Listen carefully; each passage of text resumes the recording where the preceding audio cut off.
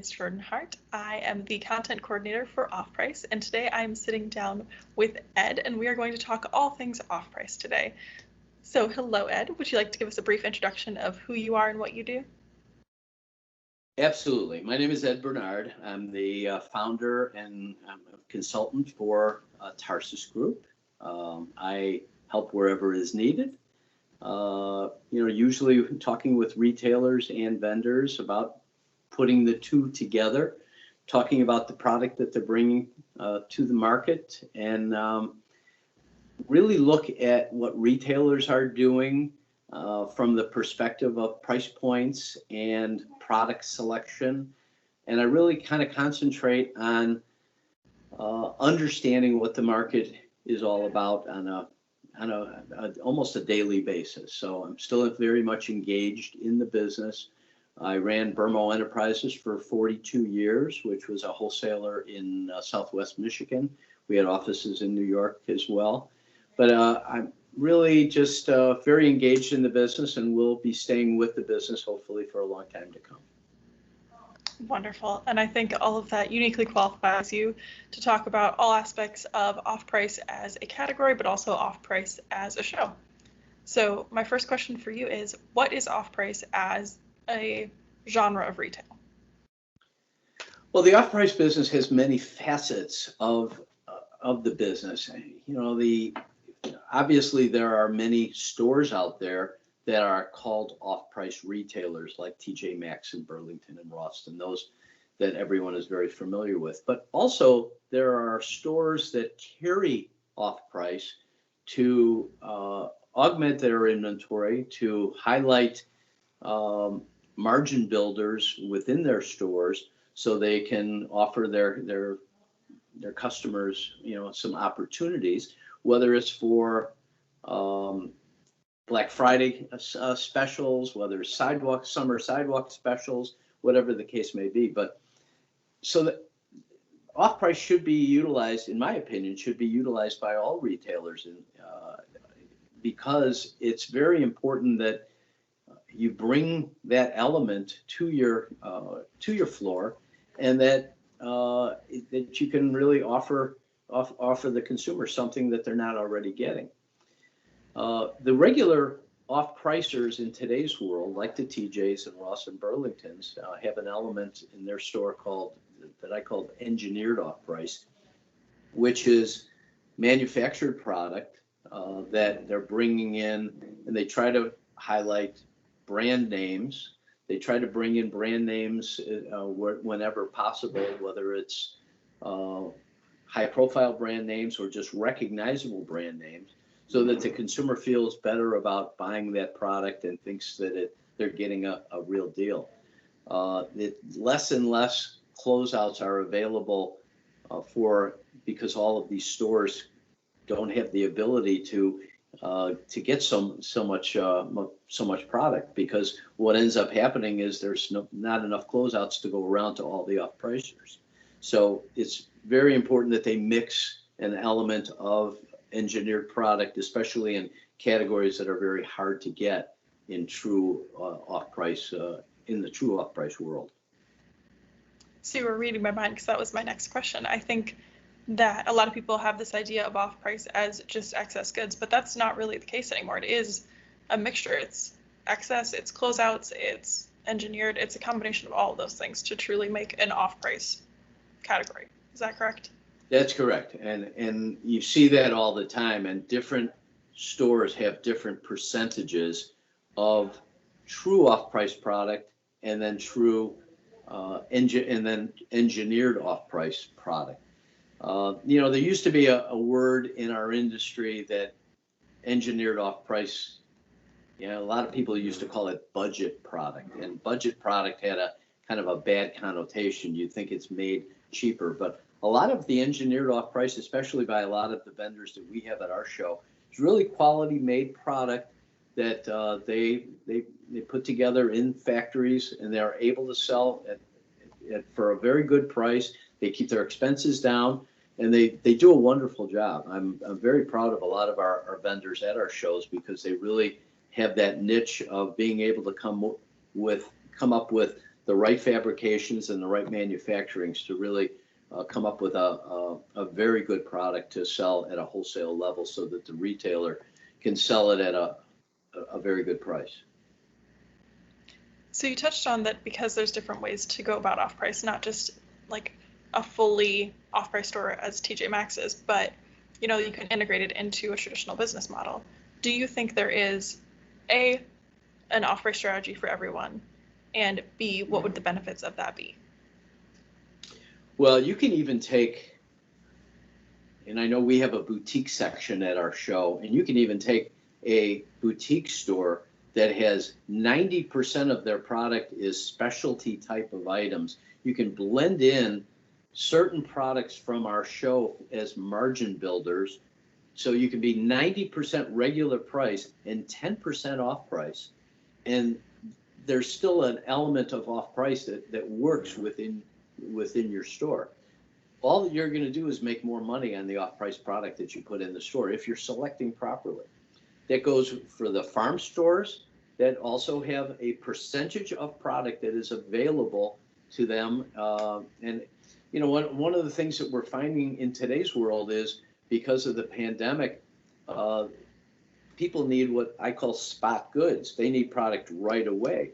If their orders got canceled because the factories didn't manufacture the product, in the off-price world, we're able to come up with product for them so that they can buy it immediately and get that product into their stores immediately. And for many times at far less than what they were paying to have it manufactured. So yes, there is a rationale for retailers to put a percentage of product into their stores, and some retailers put all off price. All of their store is off price. It just depends on what your model is and what your culture demands. So what would the typical buying cycle be for traditional items versus off-price items? So when you say buying cycle, do you mean when is the product purchased for the season, or what exactly do you mean by the term buying cycle? Both. So that, but also the turnaround of getting the product in store, like from purchasing that order to receiving it and having it on display. Well, that's a very good question. I mean, engineered off price sometimes is sold as a projected. We're projecting to make this garment, and we'll deliver it 2 months out or 3 months out. Where a lot of the true jobber has the product on the floor of their warehouse, and once the order is taken, that product can go out instantaneously as long as credit and everything else is appropriate. But engineered off price, sometimes it's vendors will collect orders and then will only cut that product once they get a certain percentage of a cut sold. So some vendors will work on 65%. So if they have to make 1,000 pieces, for example, they'll wait until they sell 650 before they actually cut that 1,000, and then they'll have 350 pieces to sell off at a later date. Okay. So the cycles can actually change depending on the season, depending on where the product is made. So if you're making product in Central America, the turnaround time is a lot faster than if you're making product over in China because of the transit time, and there's lots of other factors involved. But if you're talking about true closeouts and a true jobber, that jobber has the product on the floor in their warehouse, and they're ready to ship as soon as they get the order. So in theory, it's a pretty decent turnaround time. Yes, that is correct. Now, obviously the pandemic has affected retail as a whole, but we're seeing that off-price retailers are doing a lot better during this than your traditional bigger, Macy's type retailers. Why do you think that is? Because they have plans to expand even in 2021, kind of as we're still in the midst of the pandemic. They're opening new stores versus traditional are closing. Why do you think that is? Well, that's a very good question, actually, because Macy's, and you mentioned Macy's, has been trying to offset their business and actually become off-price with their backstage stores. And I think, they have been somewhat successful.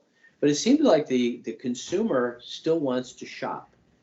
The consumer still, even though there's the online presence is huge today, and the increase in online shopping has been, we've had the greatest percentage of increase in online shopping this past year, primarily because of the pandemic.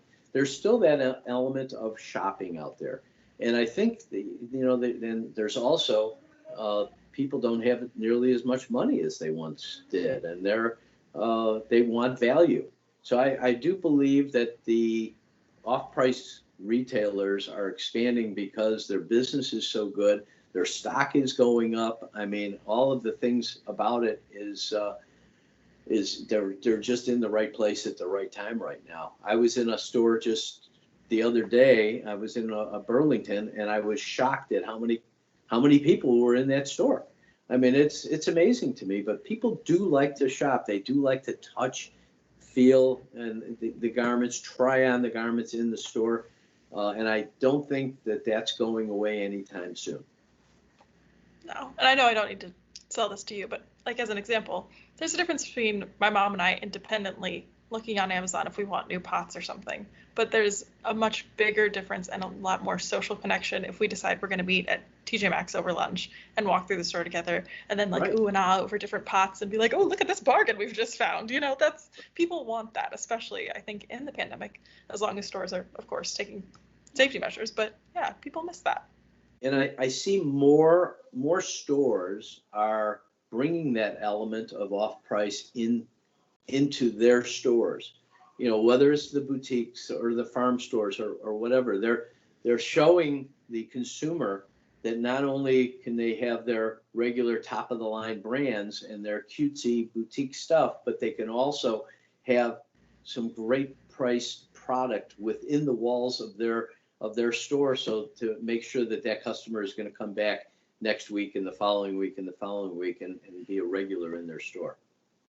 Absolutely. Now, we've been touching about kind of buyer-focused aspects of this industry, but from exhibitors, buyers, apparel as a whole, why should all apparel businesses be an off-price? Well, why should all? That's also a very good question. You've got a lot of good questions. Thank you. Those hard-hitting questions. We're starting off. I mean, I think you need to keep your eyes open and examine the off-price business as in what's available in the off-price market as part of your entire purchase. I mean, if you find that you buy something and then, wow, I should have bought this from this off-price vendor because it's $2 cheaper a garment, that lowers your retail on your garment, and it makes it more attractive to your retail customer. So I think shopping should include when people come to Las Vegas and come to all the shows, that retailer should be shopping our show along with Shopping Magic and Shopping Win. They should be shopping all the shows to get a true sense of what the comparison is and where the value is for their customer. Everyone's customer is a little bit different, and they need to make sure to shop all the stores, all the shows, to make sure that they are making the proper decision. But I do believe there's an element of off-price that should work in every retailer, depending on the percentage that you input into your stores, depending on how you want to build that culture within your store. I think essentially, even if you're doing good, you could be doing better, because off-price offers those little differences in margin that are going to add up, make your customer happy, and make your bottom line a little happier too. That is correct. Well, Ed, thank you so much for sitting down with me today and giving us a brief education into all things off-price. Well, my pleasure.